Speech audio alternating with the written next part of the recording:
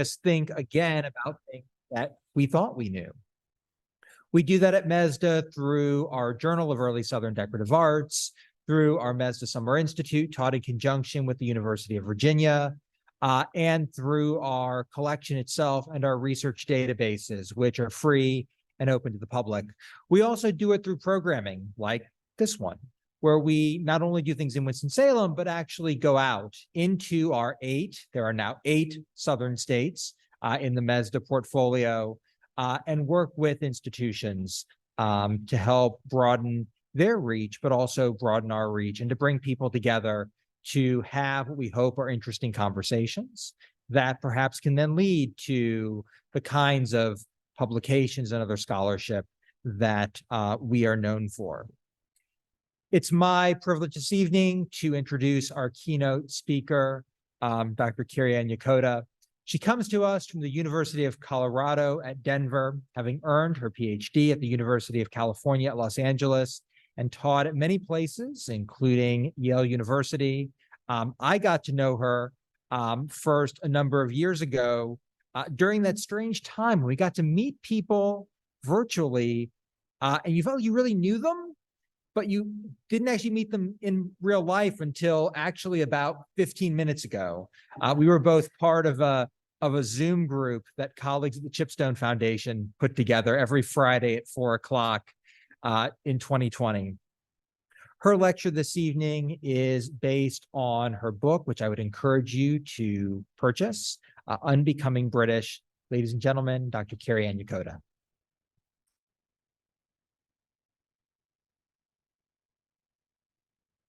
Thank you for that nice introduction. I have to say you're just as charming in person as you are over Zoom. So thanks for everyone for being here. I wanted to especially appreciate Patrick Lewis of the Filson Historical Society and Daniel Akemi of MESDA, and all of those who were involved in this program and who invited me here to give this address. It's a pleasure to be with all of you, and I look forward to talking with you further after the talk and over the course of these next days. I thought what I would do is suggest or give a broad historical context for the presentations that you're going to hear. What we heard two just a little while ago, but I thought rather than go into details or one specific part of my work, I would present some of the main themes and questions that have shaped my approach to the study of early American history and the use of material culture in doing so. So today or over the course of the next days, we're going to hear papers on that will amplify the often muted voices of Black, Indigenous, female, and queer communities from the Ohio Valley and in the colonial and early national period. My book, Unbecoming British, takes a different yet related approach in that it amplifies a previously muted perspective on a group of people, namely some of the founding fathers that you see here, whose voices were often heard in the past as well as the present. So while they are amplifying these muted voices, I thought what I would do is to look at these voices that we think we know, or these figures that we think we know, but see them from a different perspective. I want to ultimately suggest that this can help us gain new insights into the treatment of marginalized communities. So that's where I'll end. So what exactly is a different perspective, and how did I come to it? I'd like to invite you for a moment to pause and think about how you yourselves imagine the worlds of founding fathers, especially how their material worlds looked. And I'd like you to take note of your view and see if after my presentation, that view is not changed, if not changed, because I don't want to set too hard of a bar for myself, at least modified. So I want to give another perspective on the lives of our founding fathers. So from a domestic perspective, from a domestic perspective, they are at the very pinnacle of the social, economic, and cultural hierarchies in colonial and early America. However, when viewed from an international and global perspective, and particularly in relation to the mother country, they're small players on a very, very large global stage. So I want to start by thinking about how scholars and especially historians have biases that have shaped the way we look at the lives of founders, and think about different ways to approach their lives. So historians often see these very, very definitive breaks or ruptures between what we call historical eras.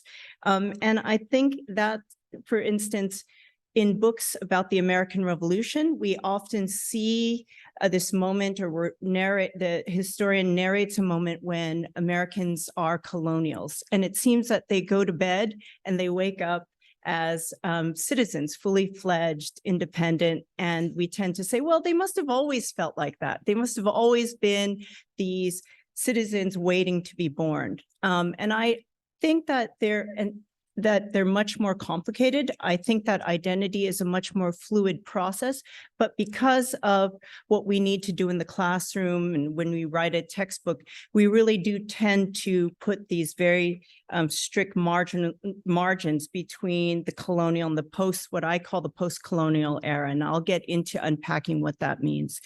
So that's one thing. And in contrast, my book argues that the formal political break was the first rather than the final stage of the process of gaining independence. So what does that mean? Formal independence, the end of the revolution, is the beginning of the process of becoming America rather than the end point.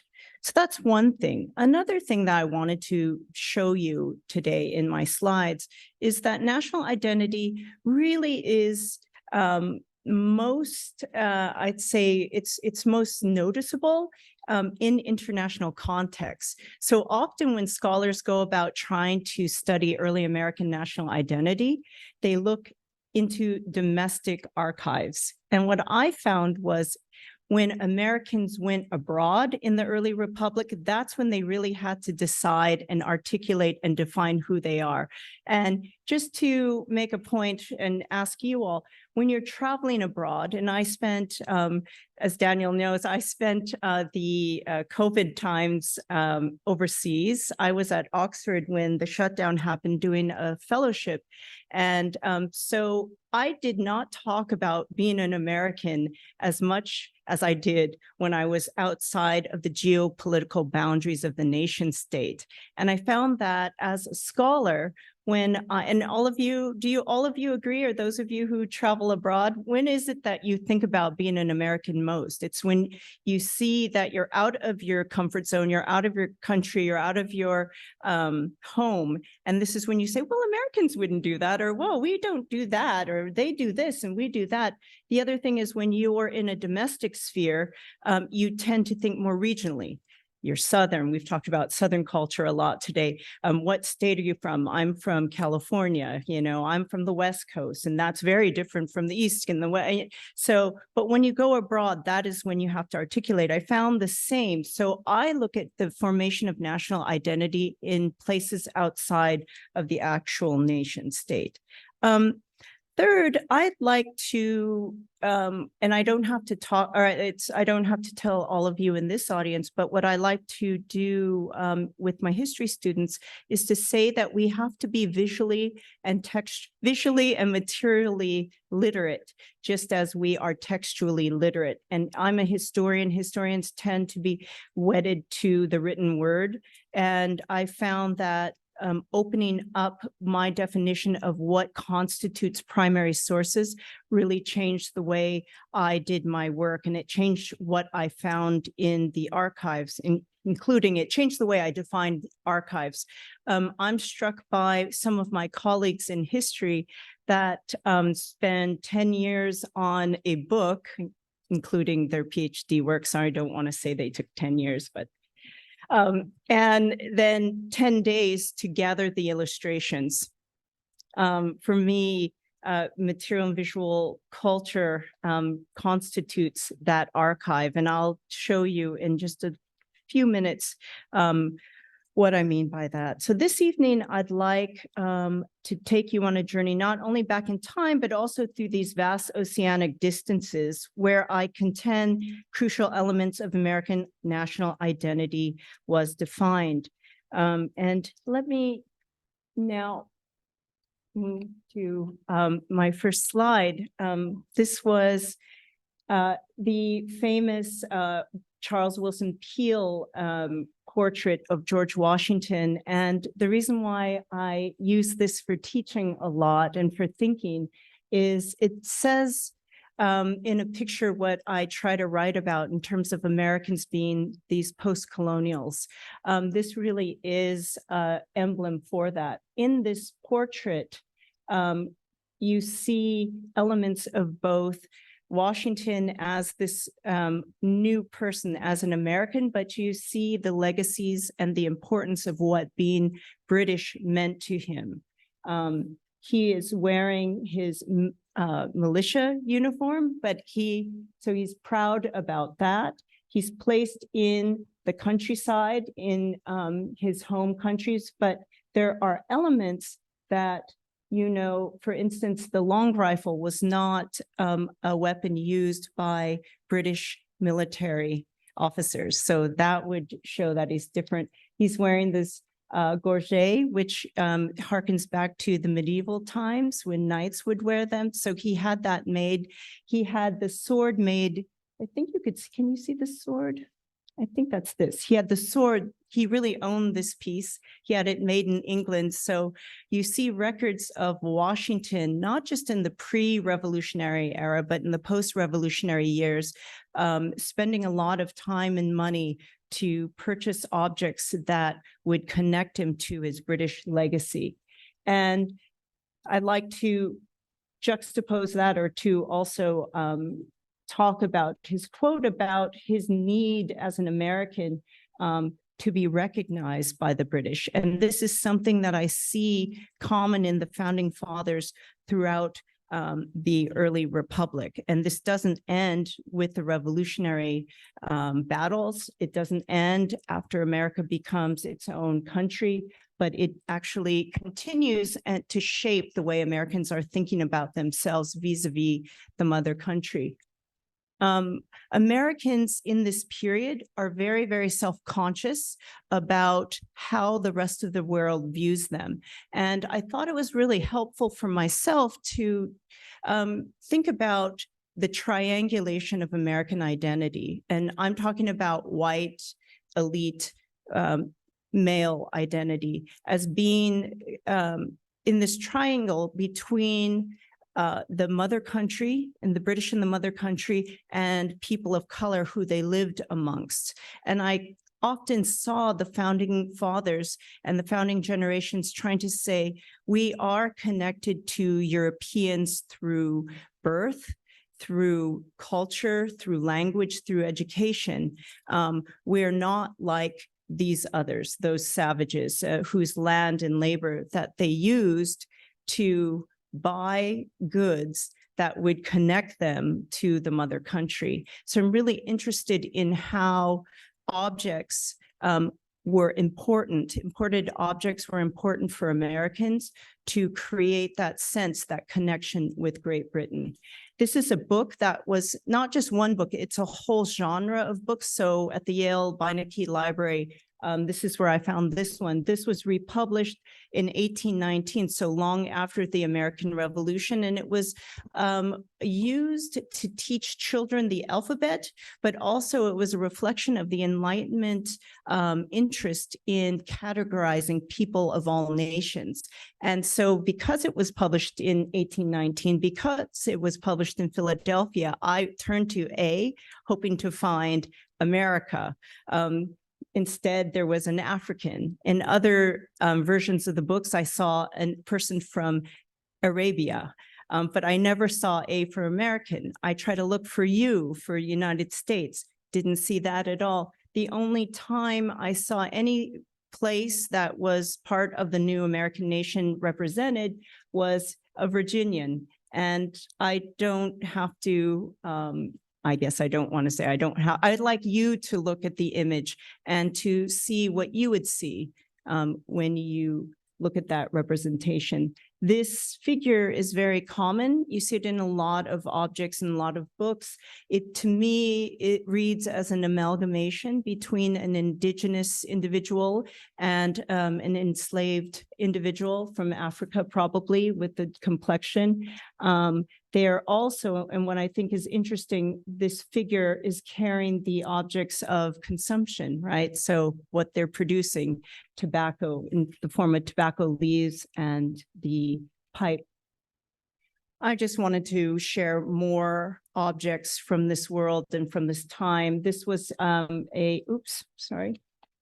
this is a very common group of objects you see. Has anyone else seen these in your collections? Or it's an allegory of the continents. And I use it for teaching because I ask my students to figure out which figure represents Africa, which figure represents Asia, which figure represents Europe, and which represents America. And so you'll see this is supposed to be America with the alligator. You often saw the alligator. This is a print by John Dixon. I use it in my book. Just another example of the same theme. America is pictured here as the crouching native. And this was very common throughout the 18th century to see America being represented as a native person. And this is, it's Europe. It's Father Time showing the figures of Great Britain, so England, Scotland, and Ireland, showing them the coming of war with America about to attack the happy British family. Now, this series can be called, in a tongue-in-cheek manner, the Enlightenment or the Enlightenment of America. So you see Americans or American colonial elites reading these objects, thinking about their homeland from the perspective of both a European, but also as somebody who lives in the so-called New World. This is Samuel Jennings' portrait, Liberty displaying the arts and science and the genius of America, encouraging the emancipation of the Blacks. It's the first abolition painting made by an American. It was commissioned by the Library of Company of Philadelphia. It was still, last I visited, it was still being displayed there. And it's interesting to think about the ways in which the visual image of America changes in the early republic. So my work does try to engage in these early forms of visual and material culture to understand the origins of racism in race thinking in the United States.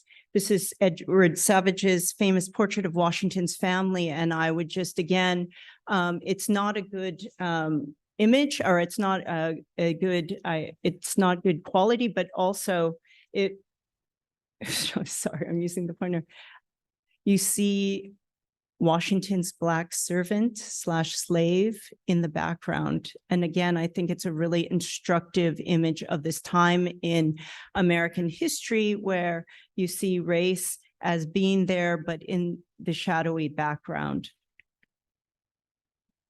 Right. So I wanted to talk just a little bit about the politics of these post-revolutionary purchases.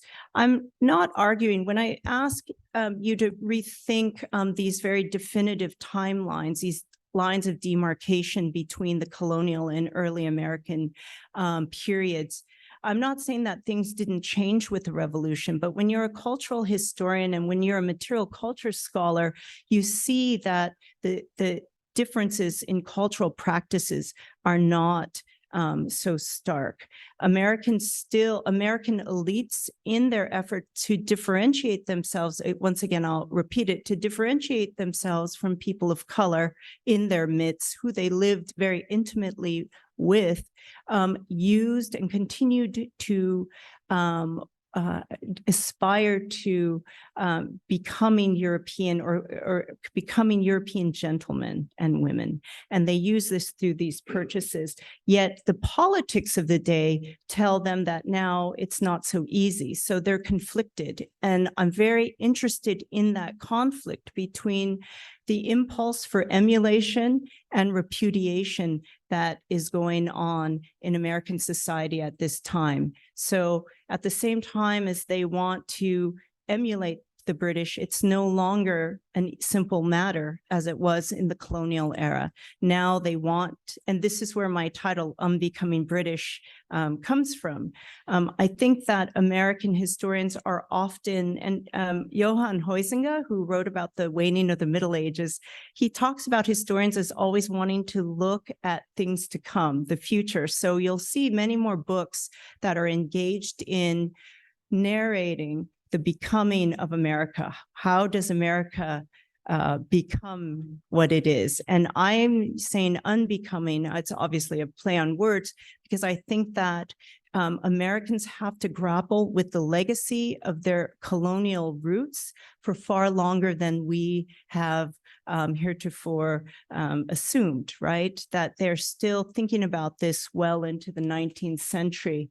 I'd like to bring, I saw someone's going to give a talk on coats of arms. And I found in my research that the English newspapers often made fun of Americans. This is in the colonial period, but also in the post-colonial and post-revolutionary era. They're saying that Americans don't understand that coats of arms are given to you from above. You can't just make them up, but you see Americans sending orders to merchants saying, please, I'd like to, and these are the wealthiest of Americans, colonists, and also people in the early republic who say they want to have their coat of arms on everything. And so I think, well, Washington actually did have a real coat of arms, so he didn't make this up. There are some Americans who just literally put their own together. You can still go to fairs and it'll say like, make your coats of arms. I don't know if anyone, I won't ask if anyone's done that, but Washington really did have that. And you see it up in Mount Vernon, and this, he put this in his post-revolutionary remodeling of Mount Vernon. So again, it's just to make the point that Americans didn't throw away the legacy of their past after the revolution. He had these very idyllic scenes, pastoral scenes of Essex, England, also put into the chimney piece at Mount Vernon.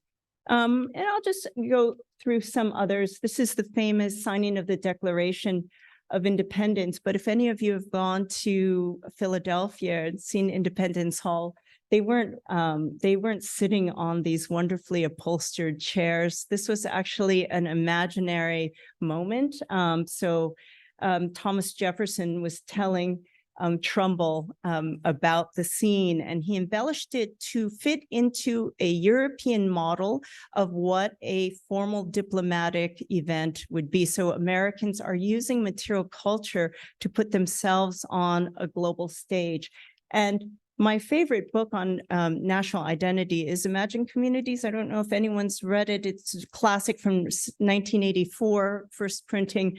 But if you look at that, the photo that Benedict Anderson has chosen, he's a South Asianist, but he's talking about how these newly post-colonial societies in places like Latin America, Asia, Africa. He mentions the United States very briefly as a Creole country, and we could talk about that later, but how they're using Western dress to create a sense of legitimacy and political, specifically political legitimacy. And we often in the West look at this when you see people with the salad bars, you say, well, what did you really earn those medals, et cetera? The British said the same about Americans in this period. So I just think that's very interesting to bring it together.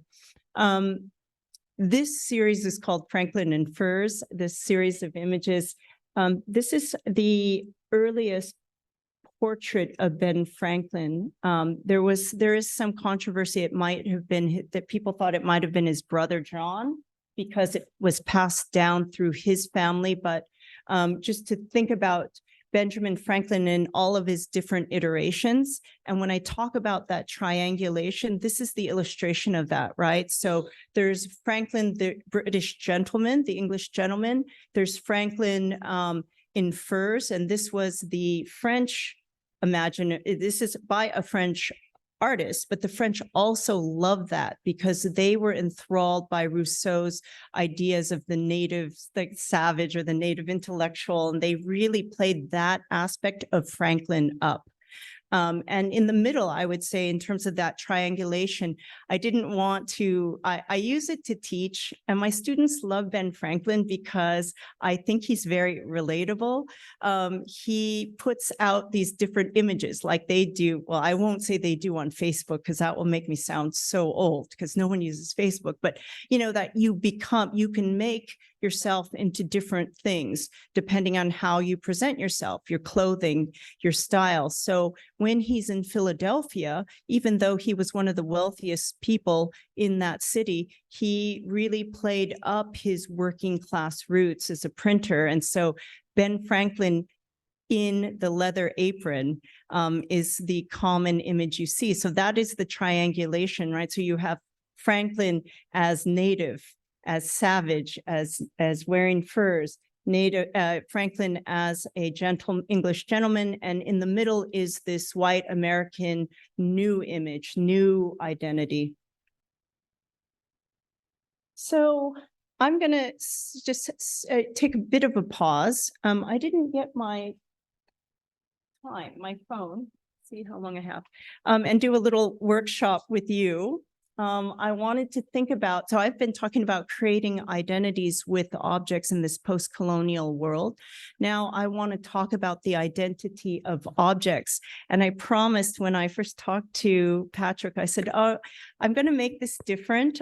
You asked me so kindly to talk about my book, but I said I wanted to do something that spoke to you.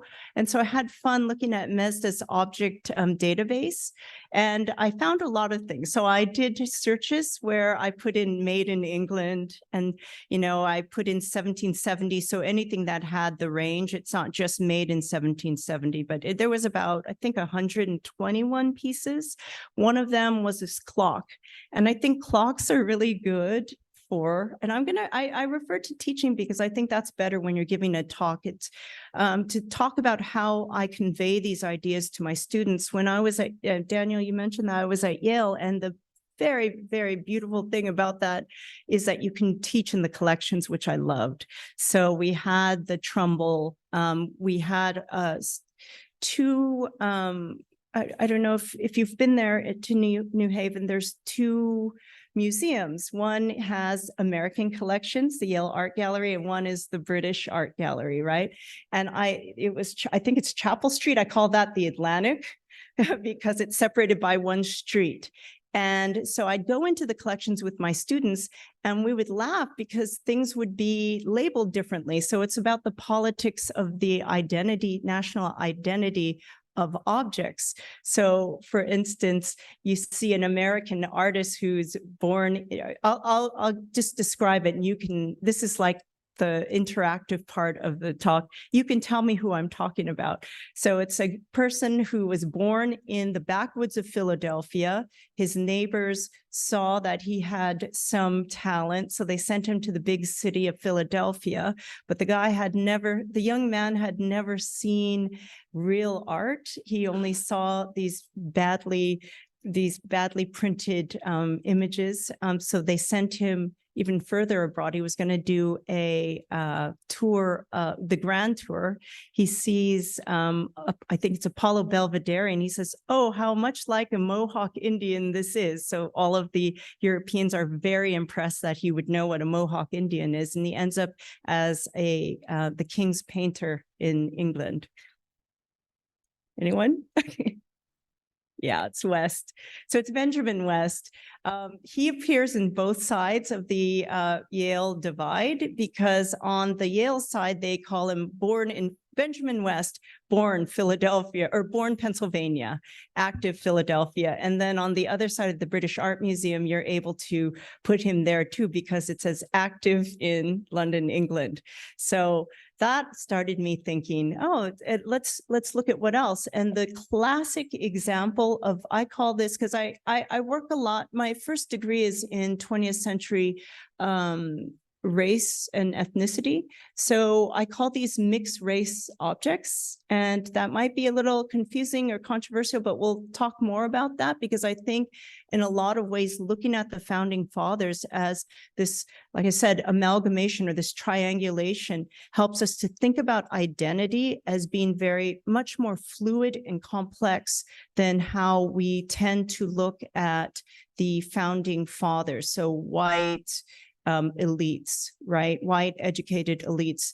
They tend not to have, scholars have not focused on the complexities of their identities. They're just seen, like I said, to go to sleep as colonials and to wake up free. However, post-colonial scholars of much later periods and in different places like Africa, like Asia, recognize that formal political independence does not erase a colonial mindset or mentality. So the reason why I use that term, knowing that the United States is a much different, I recognize the differences, but what I want to have us do in this moment that we have together is to try to think of some of the similarities.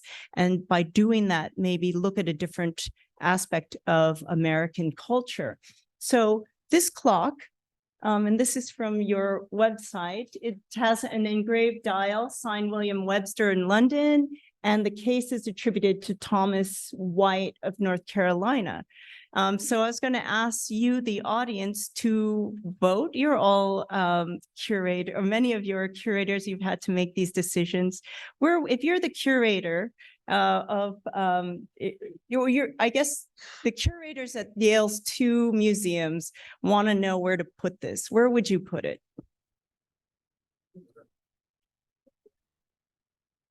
Okay, so this is like Congress. We'll have a debate and then we'll vote. So we have our distinguished representative saying America because that's where it was used. So it's use. Okay, anyone else?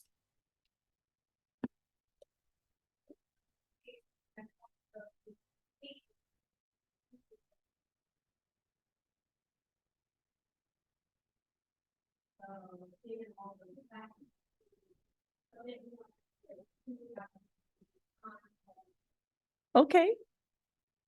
Anyone else? Anyone on the other side? Oh, come on. Okay, good. Two people there. Yeah.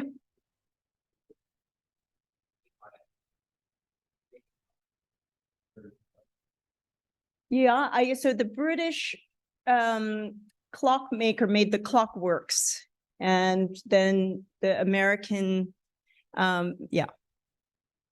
Daniel?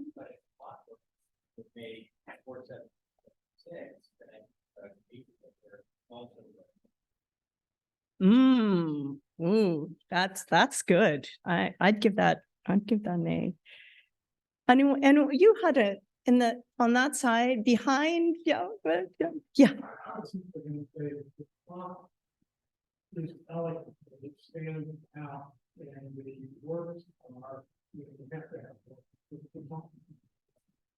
Sorry, you have to have. Yeah. Oh.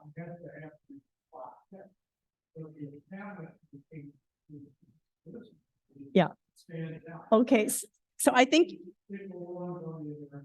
Okay. I want you to. Have you ever had to argue like it belongs at the Filson? Good. Okay. Okay.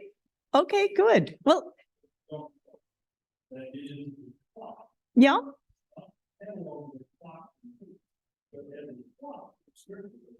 Yeah, that's true. That's true. Oh, yeah, you've given us both arguments. You behind, did you have something? No? No? Okay. Bo, you what? Okay, well, all right. This doesn't count for my time on the talk, right? This, all right, because I wanted people to actually raise, who votes for it? Well, so the whole thing about the clock, I asked my students, what makes a clock a clock? So what is the clockness of a clock? Is it telling time or is it so in which case I think it'd be British. Is it a decorative piece? Then it'd be American. You made it out of an American tree, so what is, but so anyhow, it's, yeah, yeah. Yeah, exactly. Well, yeah, go. I know. Okay, good.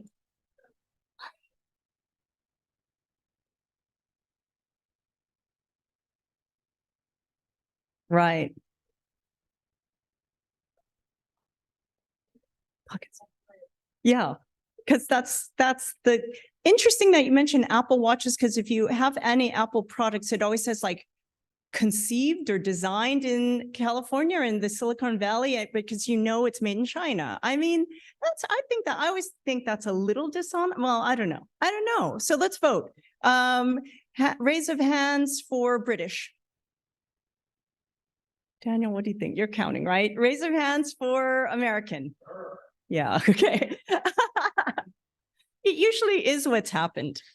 So now, drum roll, dun dun dun. What does MESDA say? You had it both ways. It was just honest. They didn't make a commitment, or you didn't say it's one or the other. So we don't know what side of the Yale Museum Row it would go on, what side of the street. Maybe both, they would share it.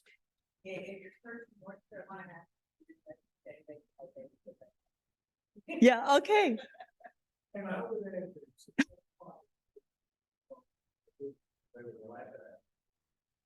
Yeah, oh, yeah. Yeah, well, yeah. Yeah, that's, very good. No, it's so interesting, right? So I have a series of these objects that are mixed race. We would have, if I had more time, I'd have another one of these debates. Does anyone know? This is George Washington's inaugural suit. And there was an actual debate in Congress about what he should wear. So there were people who thought homespun. So again, I wish we had more time because I would make you think of these things, because these would come up. Homespun. And then the argument against was, oh my gosh, the rest of the world, I'm paraphrasing. I don't think they said, oh my gosh, but oh my gosh, the rest of the world's going to think we're rubes. You see how we're depicted in those statues, and as savages, he's going to wear scratchy homespun and look like a rube. So that's not going to work. Half the people said homespun, or half a third. More people said Savile Row, go to England, get the best suit, and everyone else goes, oh my, so we just fought the war and now we're going to go back. And by the way, I always say Americans won the war, but the British merchants, or they won the battle. They actually won the war because the rate of American imports from England increased after the war was over, which I think is really interesting. And you'll see. Oh, so sorry. So they took it like we all should do. They compromised, and he wore an American-made cloth, but a suit that was tailored to the style of Savile Row. Daniel Hinsdale, who was close to New Haven, was a manufacturer who made the fabric. So here's another one of my objects that defy categorization. So this is a mixed race object as well. It is a British-made object that has an anti-British image on it. So I love this idea of the ways in which the American Revolution and the Consumer Revolution coincided, and you see it in this object. So I also use this to think about technology and politics, because transferware pottery is just coming into vogue. Something called Queensware was just being developed in England. Our president, George Washington, took time out of planning for the siege of New York to write to his loyalists, yes, loyalist merchants, trying to get some of this Queensware, yes, Queensware.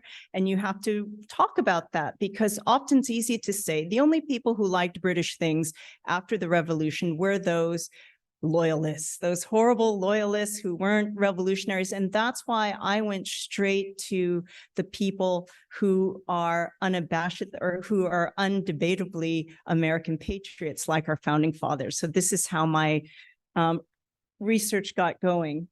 This is a textile, and you see the British selling to Americans because they say they want everything to do with America. They're so proud that they won. So this says Royal Artillery.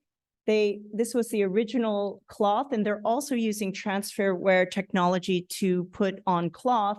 And they sell this to the Americans. All they did was they scratched off the Royal Artillery part and sold it to Americans, saying this piece of fabric depicts and celebrates your victory in the American Revolution. And they made money off of that. Just to do a little comparison shopping, this is made in the same time in the first decades of the 19th century to celebrate Lafayette's triumphant return to America. This is a American-made piece of redware, and this is what the British sold to Americans. And so I'm not going to make a judgment, but you can see there's a bit of difference in terms of style and perhaps refinement. I wanted to show you that, go back to our image of our friend Franklin in furs, who also shows up on transferware pottery. We're going to see him again. And my second book is on the Trans-Pacific world and how the rise of the American nation is really mapped onto their encroachment upon the Pacific. Americans go to China. It's one of the first things they do in 1784. As soon as the ink is dry on the Paris Peace Treaty, they're already getting ships ready to go to China because, of course, it's not just buying stuff, it represents political freedom, the freedom to trade directly with foreign nations. The whole world, the Western world's going to China. And so the Americans want to do it too, but they have to follow in the footsteps of the British. And here's what I find really interesting when I'm looking at the Chinese records, they could not tell what the difference was between an American and a British in 1784. They said, you talk the same, you look the same, you speak the same language, you have the same names, you look the same, and you even smell the same, which wasn't a good thing. And the only difference was Americans didn't have big ships, i.e. the big ships, the British East India Company, and they didn't have any money.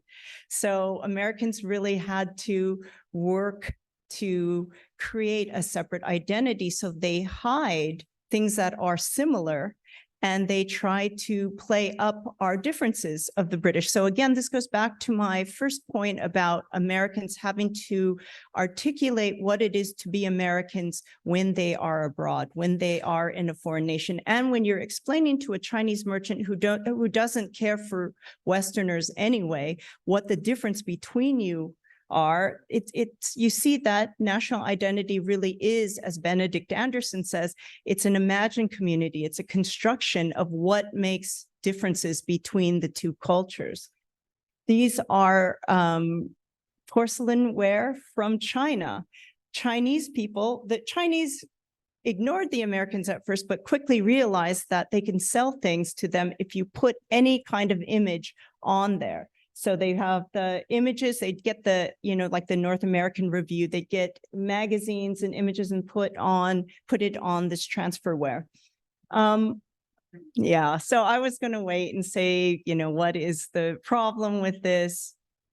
Is everyone who knows?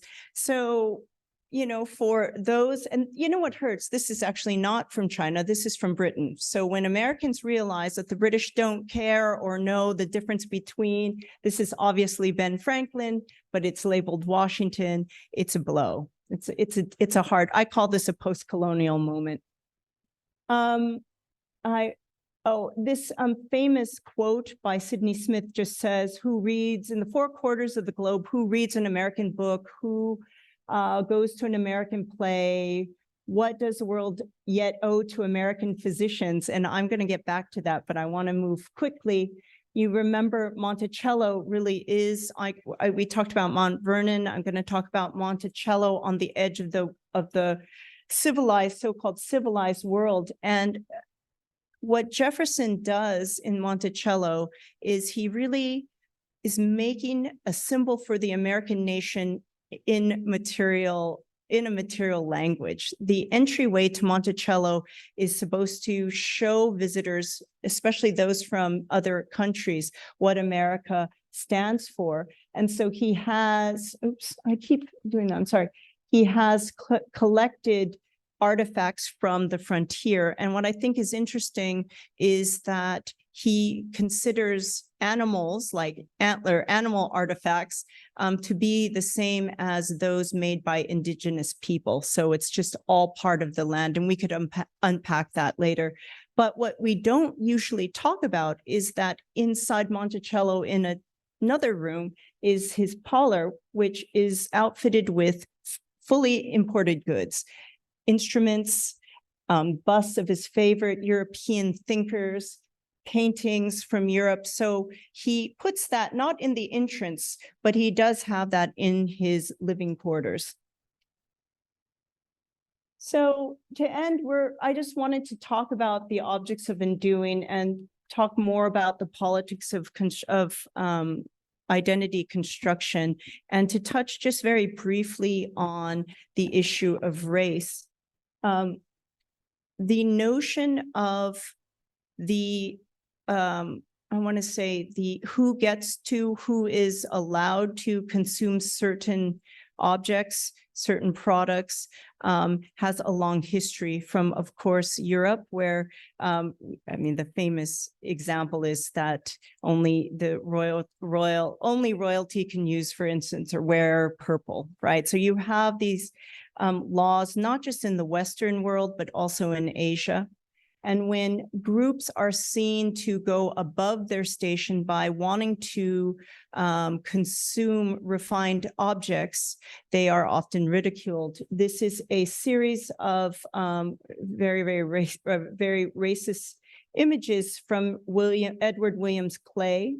And it's from the series Life in Philadelphia. And of course, he's making fun of African residents, free blacks who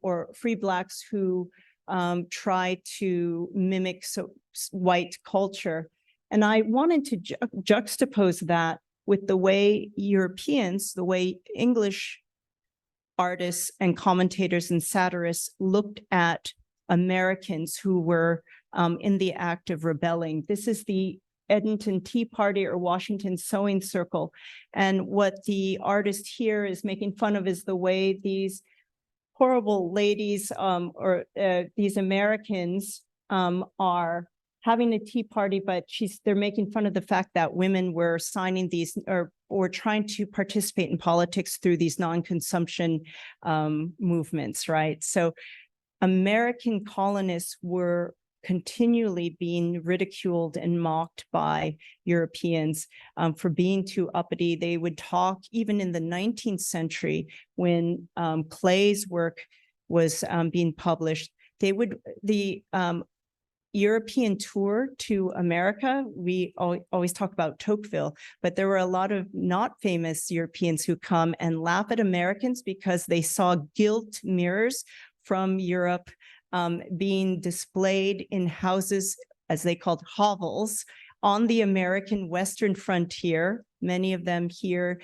in this region in the Ohio River Valley. They said these people have dirt floors, pigs in the house, but a gilt mirror, and at least European peasants know their place. But somehow in America, consumption is for everyone. So we talk about the democratization of culture in the market revolution here in America. Europeans still say that about Americans today, because in Europe, for instance, just use one example, it's very expensive to own a car. I mean, I think it's expensive here as well, but mostly everyone owns a car. There is no such thing as a junker in Europe, because the registration's so expensive, insurance, but also they don't allow cars that are not well kept on the roads. And so they say here, again, Americans, everybody has to have a car, whereas there it's seen as a luxury.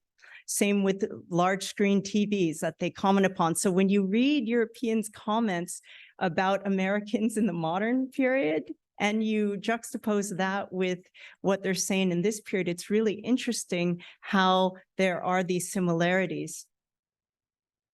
People of color knew the power of respectability through consumption in the same ways as the founding fathers are doing that vis-a-vis England. They are doing that. And when you see frontispieces of books by African-American writers, you see that they're using these markers to establish their education and their respectability. Well, so I said that I would end. I began in Kentucky, I'd end in Kentucky. So this is just thinking about the end of the post-colonial trail. Whenever I talk about the things that I'm interested in writing about, one of the first questions I usually get from American audiences is, so you've convinced us a bit about this idea. I never thought that the founding fathers felt this way, but if we were post-colonial, when does it end? And my tongue-in-cheek answer, I have two. One would be sometime after World War II, when America, rises as a global power. So that's one thing, but that doesn't seem to make people happy because it seems much too late. The other answer would be the fact that we're still asking means maybe we're not. Whenever Americans go to Paris, we always have to say something about how they are snobby or they look down on us, or the same maybe, why do we love the English royal family more than many of the people in England? I think we still have this connection and this fixation. I always say we enjoy the royal family because we get to enjoy all the pomp and circumstance. We don't pay the taxes any longer. But I think we know more about them than many people in Great Britain. So there still are these remnants, but okay, besides those two answers, one place I think we can start, and one place where Kentucky history or Kentucky enters into my thinking, is this change. When I see a replication of these asymmetries of power. So even after the American Revolution, Americans are formally equal, but they have to deal with these continuing asymmetries of economic power and political power, right? So it's not fair. Britain is still this global empire. We're just a beginning nation. What I found interesting when it came to Kentucky is I was doing some research so wait, I'm getting ahead of myself, but this man, but wait, let me just finish. I'll go in order. I think it's interesting when you see the image. So I was saying that Franklin has these three faces of Franklin. There's the English gentleman to say Americans are just as educated as you in England. You have the leather apron, the working class, but it was that frontier element that the French really loved that is taken up later in images of Daniel Boone. And I thought that was really interesting. I'm not an expert, so that's why I wanted to bring it to the Filson and to this specifically to this conference. Of course, your founder wrote the book, right? This is the Filson founder. And in this was an appendix, and I think of the book in 1784, again, right after the signing of the Paris Peace Treaty that ends the revolution. He writes this book about Kentucky history, the discovery, settlement, and present state of Kentucky. And the most popular part of it, arguably, is this this appendix, I'm sorry, about Daniel Boone's life. And that's where this is Filson, and that is the illustration from Filson's book of Daniel Boone. And I'm thinking about these later, the way that the image of Daniel Boone as this frontiersman really captures the imagination of Americans.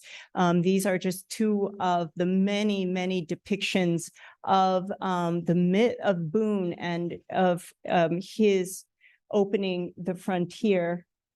So I think that Americans' embrace of nature and the frontier really is the place where they can differentiate themselves in a positive way, apart from Great Britain. What I think is interesting, I know there are some literary scholars in the audience as well. If you look at that period of literature right after, you see Americans trying to emulate British literature, it doesn't go very far, you know, but when you take a lit survey, you start with, you know, the writers and the artists who celebrate the thing that America does have, which is these wonderful, majestic frontiers. And it's a myth, and it's idealized, but this really is where the United States successfully creates an identity that is clearly separate from their European roots. And these are just more from the 19th century. And my final postscript, my post-colonial postscript, and where I'll end is just when people, I have really taken these questions to heart, or I've thought very deeply about this post-colonial question and when does it end. This gentleman was, does anyone know of him? Yeah, he's famous here? Yeah, okay. So he was really, I did a lot of research. I have one chapter in my book on medical doctors and how Americans in the post-colonial period have to go back to, they don't go to England, actually. It's the one place, Scotland is the best medical education at the time in the Anglophone world. So Americans go to Scotland to be educated. He did. But when he comes back and he's practicing in Kentucky, he achieved so many milestones in surgery. So he conducted the first hysterectomy, I believe, and he operated on President Polk, I want to say, is that right? He removed some bladder stones, but he complained that he wasn't a good writer. He was a great practitioner, not so good at, one of his relatives, I think his daughter might have said he didn't like writing and he didn't want to put his writing out there without it being polished. And so he doesn't get credit for his innovations as much as he should have. And he was talking about how it's all those people in Philadelphia who keep getting the credit. And what I thought was so interesting, it was exactly what American doctors said and scientists said about England in the post-colonial period. They said and we were looking at the maps before. I also have a chapter on maps. Americans were so afraid of being treated like other colonials in the British Empire, i.e. the Indians from India, because they wanted to be theorists. They thought that they were on par, they were equals to the men of the Royal Society. So they would send their theories and they would be told, actually do a little less writing on theories and do more collecting of objects, send it back to us, go climb a tree, steal a bird's nest, take bones from your slaves. So the president of Princeton College was measuring the forearms of his servants / slaves to send back to in return for polished goods. So in a nutshell, they were not getting the credit for the innovations that they were coming up with because the Royal Society was the center and the satellite. And when I saw this Kentucky doctor saying, it's those awful Philadelphians always taking credit for what we're doing here, I'm just toiling for nothing, you know. I thought, that's funny. I see it replicating in the 19th century, and perhaps that will go some ways towards explaining when this post-colonial period ends. And I think also it has suggests that it's not anything about being American or being British, being Black or being white or being Asian. It's about asymmetries of power. And so if we remove those labels, perhaps we can get to insights. And that, again, is why I thought it was interesting as somebody who was studying race in America to look at these founding these founding fathers and to see their struggles and to see how they thought of themselves as being oppressed and kept down in the years after the revolution. And it was through material culture, and I'll wrap up here, that I was able to do that because while Washington never wrote in the post-colonial era, I miss the king, when you read his correspondence to his merchants, like I said, these loyalists, he writes, you know, I can't get what I want. Jefferson feels so bereft. So you have Washington still writing to loyalists, trying to get Queensware, not because he wants to be British, but because he wants to be a gentleman. And if he wins the war, he knows he has to show that Americans are a separate people. They are equal. Jefferson did the same. Having spent so long in Paris, he would write to his wine merchants in Paris and say, please don't send me the plonk that you keep sending to Americans. I actually live in France, live there. I know you send us all the horrible wine, it's actually the fortified wines because it can be transported easily. So send me this. And he waits in Monticello, and I call this the post-colonial moment. He took several months, almost a year, a lot of money. He takes a sip of his wine, and that sweet taste is bittersweet because they ended up sending him again the plonk. And so I think material culture and people's relationship to objects is an untapped resource that all of us can learn from, and to see different aspects of identity formation through what people desire, what they wear, how they present themselves, and how they build their worlds. So I'll stop there. Thank you.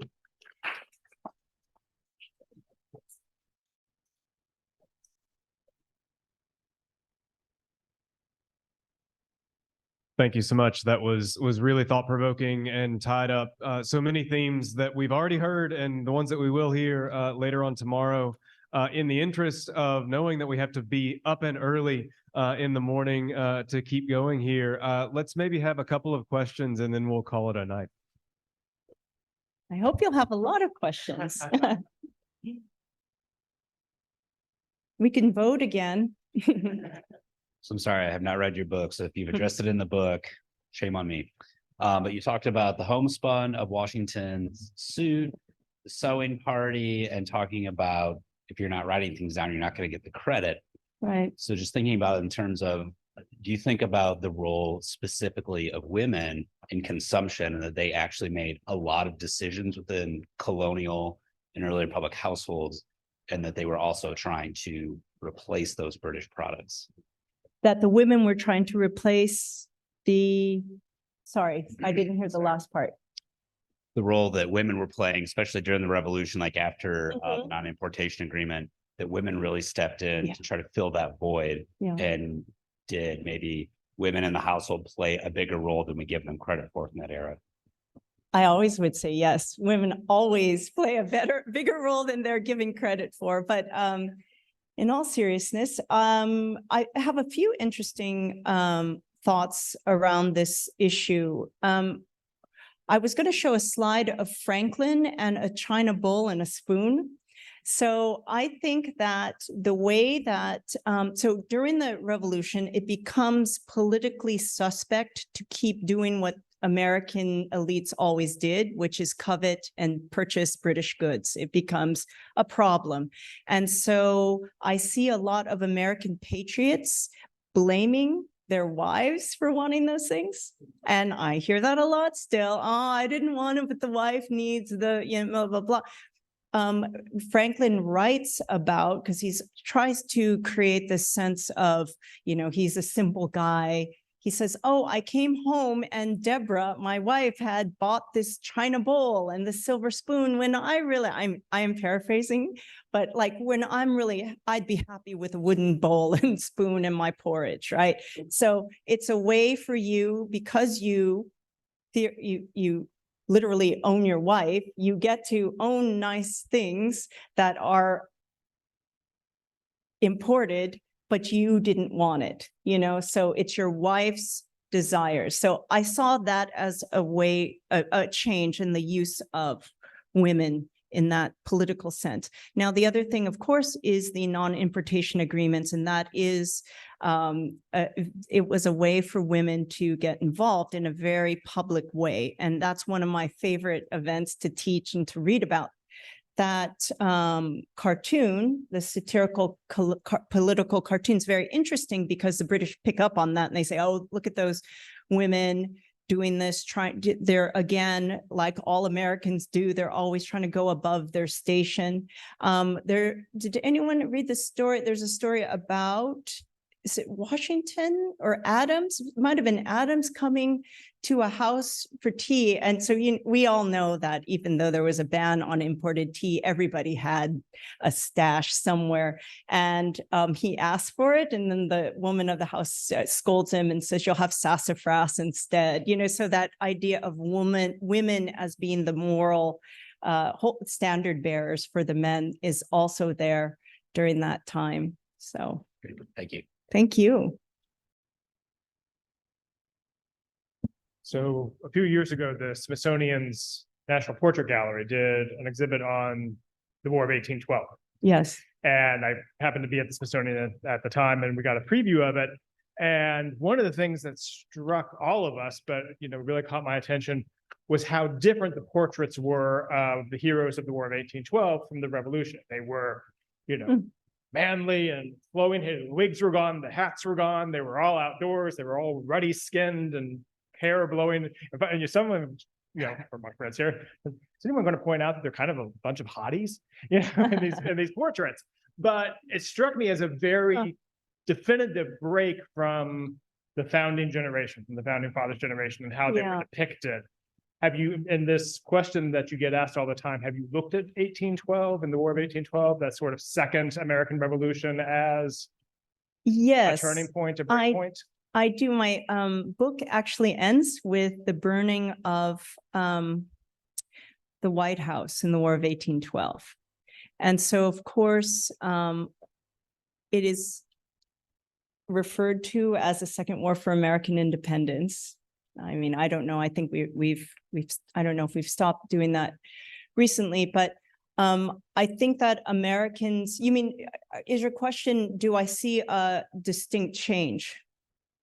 Yeah, in the exhibit, it's very striking in this sort of mini microcosm portraiture.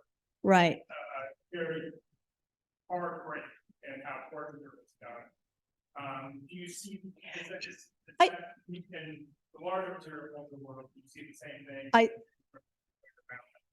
I would actually say I see that transition as a more global transition, honestly, of like global fashion. But what I was surprised by is not how much Americans had changed in the War of 1812, but how much people like Emerson, they're still So I talk about how it's funny, they're still talking about old England and good old England in that period. What I also think is interesting in that period is that American children there's a lag time between political change and the change in the material world of Americans at this time. So that People of All Nations from published in Philadelphia. What was that? 1819. So it's almost the War of 1812. They're still publishing. It's just I say pirating, or they're just republishing British books. And American school children are reading things that are factually incorrect because they're using old materials. That's why I was interested in, and I had ended up writing a chapter on maps, because they were using old maps that did not reflect new political realities. I thought that was interesting. So I think in the War of 1812, it's surprising that the British haven't, the idea or the connection to Britain still is there. The other thing that I was going to say about Daniel Boone before I forget, I think it's interesting. We often are told that Americans fought the revolution because they were anti-aristocratic or anti-British, and they don't like those things.